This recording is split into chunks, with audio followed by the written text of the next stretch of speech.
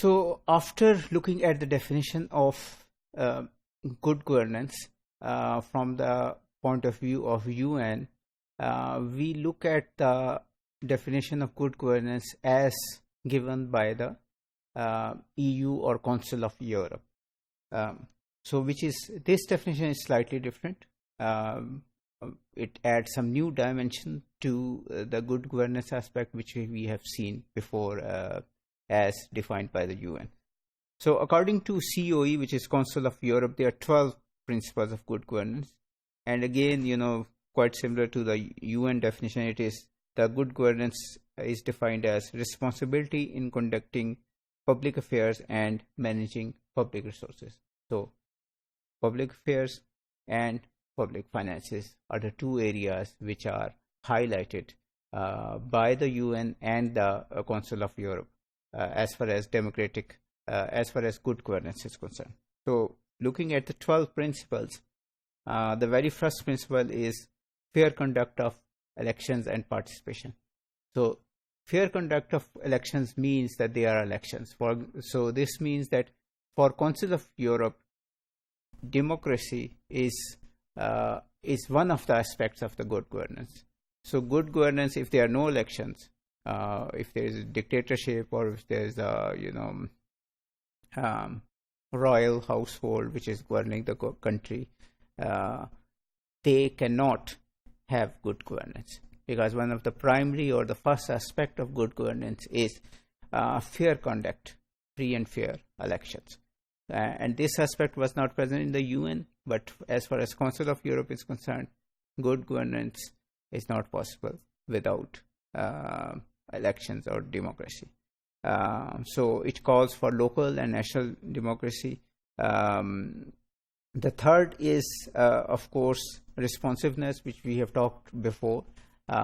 It's the responsiveness of the policy making institutions and the policy makers to the people. So to the people needs, to the people demands in a timely fashion. Efficiency and effectiveness, again, this was discussed before. So efficiency is the link between the inputs and outputs. So efficiency means that you get the most output by spending the least input. But effectiveness is a different concept. So effectiveness is more linked with the purpose. So effectiveness means to movement toward your goal. So you can be efficient without being effective. So these are the two aspects which are part of the good governance. Openness and transparency.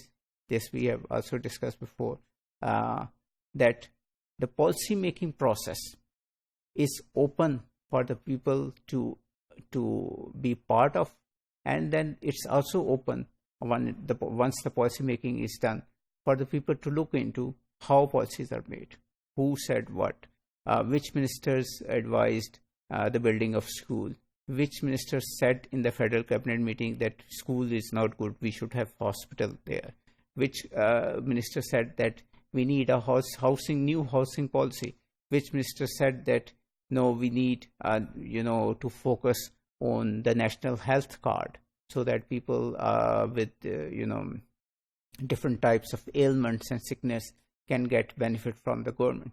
So all these things should be available to the people to look into. Rule of law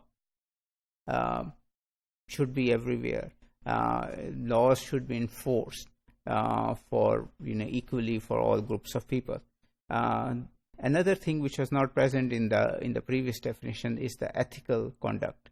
So ethical conduct, as defined by the Council of Europe, was is that there should not be any corruption.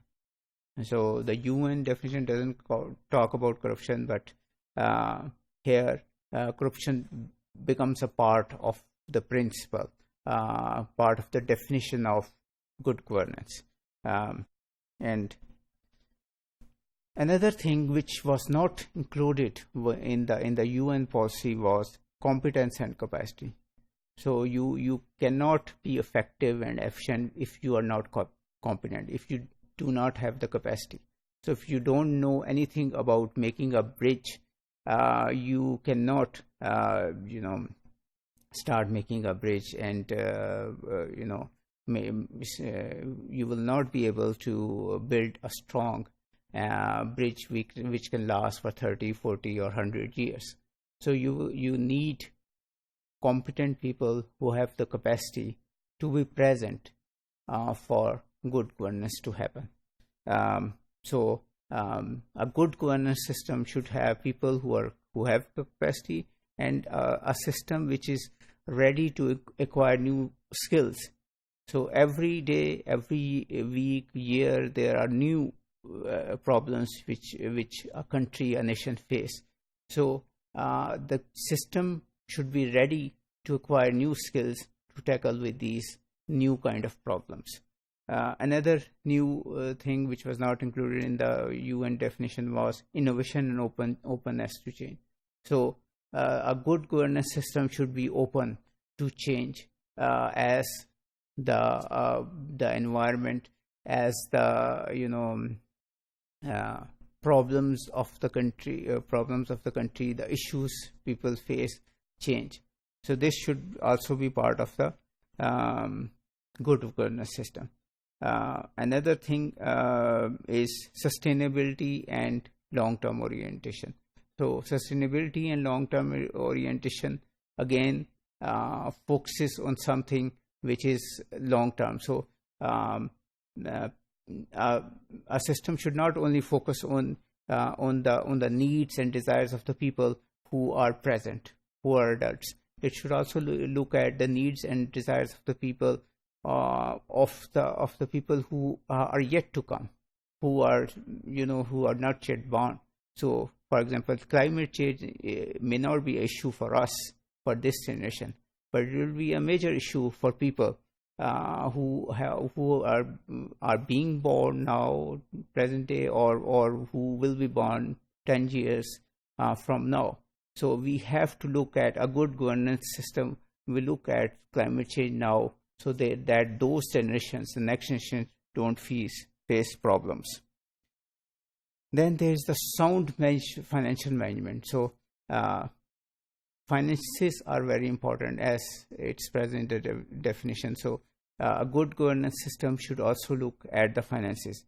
It should focus on budgets, it should focus on costs, it should focus on managing and decreasing loans and risks. Human rights, another thing which was ignored by the UN definition was the human rights, cultural diversity, and social cohesion. So the rights of the people should not be ignored. Even if you have to spend a little more, you have to do that. Diversity should not be ignored. People should be different types, different ethnicity, different languages should be given equal importance while making policies. And governance should means that all these different groups and